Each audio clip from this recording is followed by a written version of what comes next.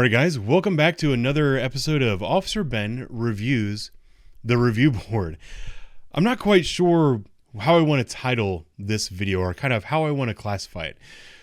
The video, we're going to talk a little bit about social media posts, but we're also going to talk about being an unbiased board. And I guess the question I want to ask you is, should a civilian review board be an unbiased civilian review board? Is that their role? Is that what it means to be independent? The meeting that we're going to look at today, this is the meeting that happened on March the 7th, 2023. It's meeting number 20 of the Columbus Civilian Review Board. And what they're doing in today's meeting, they did a couple of things. I'm not sure how much of it I'm going to address, but the first thing that I found interesting about this meeting is they are what's the word I'm looking for? They have a new social media policy. They're supposed to ratify their new social media policy. And the funny thing about ratifying the new social media policy is that board member Kyle Strickland, this guy right here, when they go to ratify this new social media policy, everybody raises their hand to vote to confirm the policy. He's the only one that doesn't vote to confirm the policy. And he says, hang on, I have some questions. I need some further clarification on this policy. We're going to watch, this is only 90 seconds. We're going to watch this 90-second clip of the members of the Civilian Review Board who decided to show up for this particular meeting. It's worth mentioning there's supposed to be 9 people on the board, and there's 1, 2, 3, 4, 5, 6 of them that showed up to this particular meeting on this particular day. But that's neither here nor there. So there's 6 people that are here for this meeting. They're talking about the social media policy.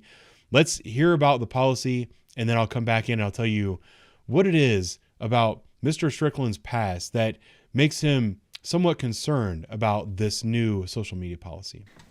All right, next up we have our social media policy, which was provided via email, but is also in front of you. I would just highlight the 2 things that were added by an ad hoc subcommittee made up of myself, Dr. Jones, Board Member Strickland, and Pastor Nathan. The additions are point number 2, and then also a footnote 3.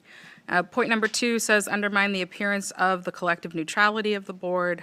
Footnote 3 specifically is tied to impede or interfere with board requirements or that of a city employee. And the footnote references the board bylaws, code of conduct, pledge of ethics, rules and regulations, and other governing documents. So I'd entertain any questions or comments. We need a motion to approve this. We would. Yes. Motion? It's been moved to approve and accept. Second. Second, all right. All in favor, please say aye or raise your hand. Are we gonna have a discussion? You can just, would you like to discuss? I would like, yeah. Yeah, I just wanted to make sure we everybody had the chance to review this portion. The one thing, I was part of the subcommittee, the one thing I did want to bring up was this point number 2, this notion around undermine the appearance of the collective neutrality of the board. Would there be kind of further discussion on what that means exactly? I just want to have discussion on that. Alrighty, so Mr. Kyle Strickland, he wants to know what it means to undermine the appearance of the collective neutrality of the board. He'd like further discussion on that. I would like to further discuss that for you, Mr. Kyle Strickland. This is a news article that was from the Columbus Dispatch. This was published on April the 22nd, 2021. This was right after the police-involved shooting where a police officer shot 16-year-old Ma'Khia Bryant. Let's just get right into the article. And this was before the Civilian Review Board was actually enacted, because right here it says Civilian Review Board nominee. So he had been nominated. Probably think he nominated himself or sent in an application to become an inaugural member of the Columbus Civilian Review Board. And while he's being considered to be one of the first members of this board, he went on Facebook and made a post about the Ma'Khia Bryant shooting. So here it says, an attorney nominated to be a member of the city's first civilian review board is facing criticism after social media posts following the death of Ma'Khia Bryant. Kyle Strickland, 30, posted on his personal social media account on Wednesday that in the case of the fatal shooting of 16-year-old Micaiah Bryant by a Columbus police officer on Tuesday, there was no need to wait for the facts. And this is a quotation from him. This is a nightmare. Don't let anyone tell you to wait for the facts while they simultaneously frame their own narrative of what occurred. We've seen this story before over and over again. In America, black people are killed by the police and then blamed for their own deaths. We saw this with George Floyd, and it's why one conviction won't stop this cycle from continuing with other victims. We already see that happening today. So this is a person who had put himself up to be on the board that's going to be a civilian review board that's supposed to be an independent body that reviews. I've got their webpage up right here. This is the kind of the, what do you call it? Mission statement of the Civilian Review Board. It says the purpose of the board is to help restore the trust between the community and the police. The board allows for independent investigations and reviews of internal investigations, as well as recommendations for discipline and policy changes outside of the chain of command. This first sentence is the most important. The purpose of the board is to help restore the trust between the community and the police.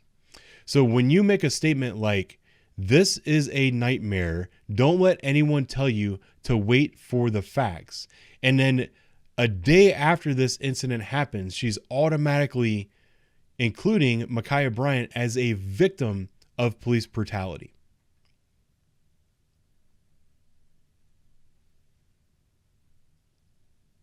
I guess the best way to classify this statement would be one that would undermine the appearance of the collective neutrality of the board.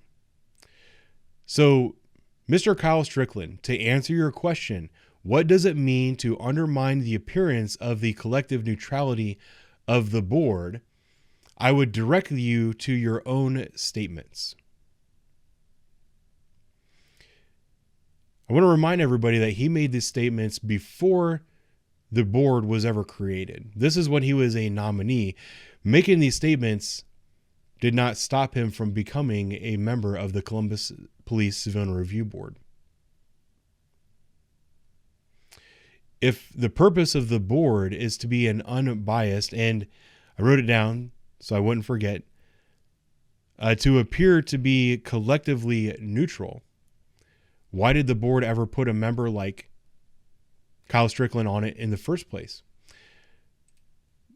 If you take into account the fact that he made those statements before he was ever on the board, and that he was allowed to be on the board after making those statements, you can understand why he might be confused as to the definition of neutrality. In my opinion, the board was never intended to be a neutral board. The board was never intended to be an independent review committee. In my opinion, the board was set up and it was politically motivated as a way to go after police officers and make them fearful for doing their job. Mr. Strickland and his statements are a perfect example of why this board was set up.